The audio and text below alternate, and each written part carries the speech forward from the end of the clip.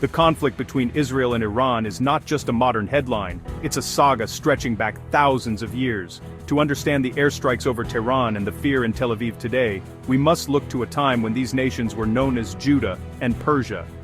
Their relationship has twisted through ages of empire, faith, and revolution.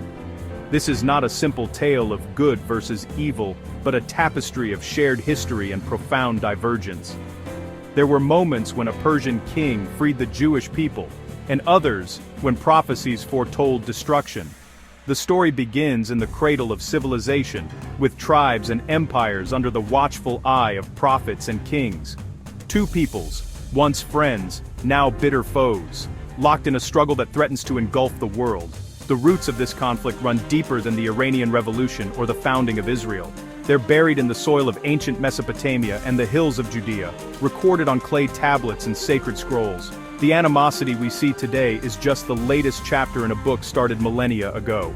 To make sense of today's chaos, we must explore the earliest encounters, the prophecies, the golden age of cooperation, and the unraveling that led us here. This is more than a history lesson. It's a journey through faith, power, and identity shaping the destiny of nations.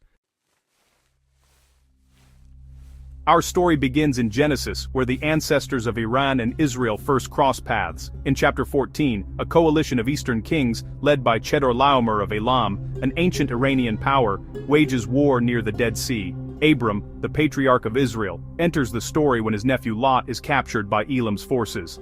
Abram gathers his men and launches a daring raid, defeating the armies of Elam and rescuing Lot. This is the first recorded interaction between a proto-Israelite and a ruler from what would become Iran. It's a story of conflict, not hatred, a clash over territory and survival. The peoples of Iran and Israel have been interacting, and sometimes clashing, since the dawn of their histories. Chedorlaomer represents Eastern power. Abram, a nascent people fiercely protective of their own. This primal scene of conflict and rescue is the first thread in the long, tangled story of Iran and Israel. It sets a precedent: distinct peoples, fates intertwined, their struggles echoing through the ages. As we move to the age of the prophets, the biblical narrative shifts from history to divine pronouncement. In Jeremiah and Isaiah, we find prophecies against Elam, ancient Iran, foretelling judgment and destruction. Jeremiah declares, "I will break the bow of Elam," symbolizing the shattering of their military might and the scattering of their people. The prophecy is one of total collapse, not just defeat but dispersal across the globe. For ancient Judah, these words affirmed God's power over empires. Today, as we watch strikes against Iran, Jeremiah's words echo with haunting relevance. Isaiah, meanwhile, sees Elam as part of an army attacking Jerusalem, a fearsome power, but ultimately subject to divine fate. These texts cemented Elam's image as both a threat and a nation destined for judgment. The biblical imagination cast Iran as both adversary and cautionary tale. Just as prophecies seemed to doom the relationship, history took a remarkable turn. Enter Cyrus the Great, founder of the Persian Empire, whose conquest of Babylon in 539 BCE changed everything for the Jewish people. After decades of exile, Cyrus issued a decree allowing the Jews to return to Jerusalem and rebuild their temple. This was more than policy, it was deliverance, fulfilling prophecy and restoring hope.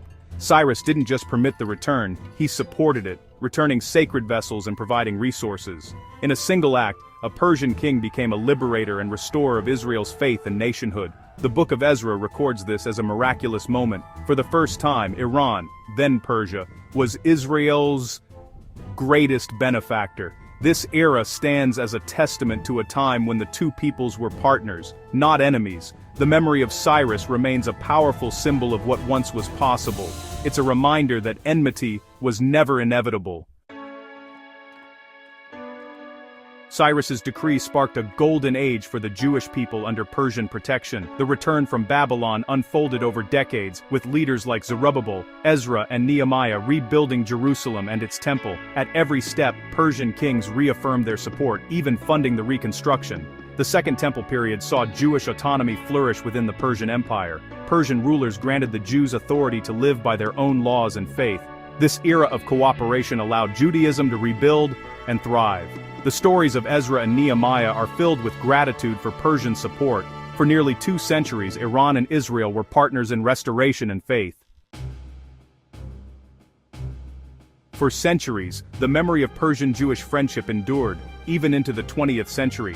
Under the Shah, Iran and Israel were pragmatic allies, sharing intelligence and trade. But the 1979 Iranian Revolution changed everything. Ayatollah Khomeini's Islamic Republic rejected the West and branded Israel the Little Satan. Overnight, Israel became a pariah, embassies closed, ties severed, and anti-Israel rhetoric became state policy. Quds Day rallies and chants of death to Israel replaced the old alliance. Iran began arming and funding proxy groups like Hezbollah, Hamas, and Islamic Jihad. The revolution marked a total reset. Friendship erased, enmity institutionalized. Iran's new identity was built on opposition to Israel, fueling decades of hostility. 1979 was the turning point, the ancient friendship buried, a new rivalry born. After 1979, the conflict simmered through proxies and rhetoric, but the early 2000s brought a new existential threat: Iran's nuclear program. Discovery of secret enrichment sites alarmed Israel, which saw a regime calling for its destruction, seeking the ultimate weapon. Israel's doctrine: never allow enemies weapons of mass destruction. Covert operations, cyber attacks, and assassinations followed as diplomacy struggled to contain the crisis. The 2015 nuclear deal offered hope, but skepticism remained, especially in Israel. U.S. withdrawal in 2018 and renewed Iranian activity pushed both sides closer to confrontation. The 2025 U.S. bombing of Iranian nuclear sites escalated the crisis, hardening Tehran's resolve. The shadow of the bomb transformed a regional rivalry into a global security crisis. The years before 2026 were defined by a shadow war, cyber attacks, airstrikes, and proxy battles across the region. Iran built a land bridge from Iraq to Lebanon, arming Hezbollah on Israel's border. Israel responded with hundreds of strikes in Syria, targeting Iranian assets. In February 2026, containment failed. Joint U.S.-Israeli airstrikes aimed to cripple Iran's regime. The assassination of Supreme Leader Khamenei shocked the world, but the regime endured and retaliated. Iran attacked oil shipping, launched missiles at Gulf states, and unleashed Hezbollah, displacing hundreds of thousands.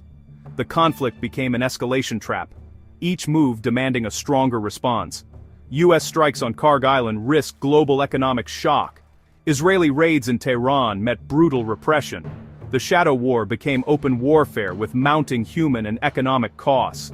As of March 2026, the region is trapped in a cycle of violence with no end in sight. As war rages in March 2026, it's easy to see only chaos, but this conflict is the culmination of a story thousands of years old. Ancient narratives shape modern identities. Abram's defiance, Jeremiah's warnings, and the memory of Cyrus all echo today. The enmity was not inevitable. There was once partnership and hope. For Iran's regime, the 1979 revolution was a total reset. Opposition to Israel became a core tenet, taught and enforced at every level. For Israel, fear of annihilation and memory of persecution drive existential vigilance. Both sides believe they are on the right side of history, and for some, on the right side of God. This is not just politics, it's a struggle of faith, identity, and survival. Understanding the depth of these grievances and symbols explains why compromise seems impossible. The journey from Elam to Iran, from Abram to Israel, shows how ancient echoes become today's explosions. History does not offer easy solutions, but it does provide clarity. Only by understanding the past can we hope to navigate the present.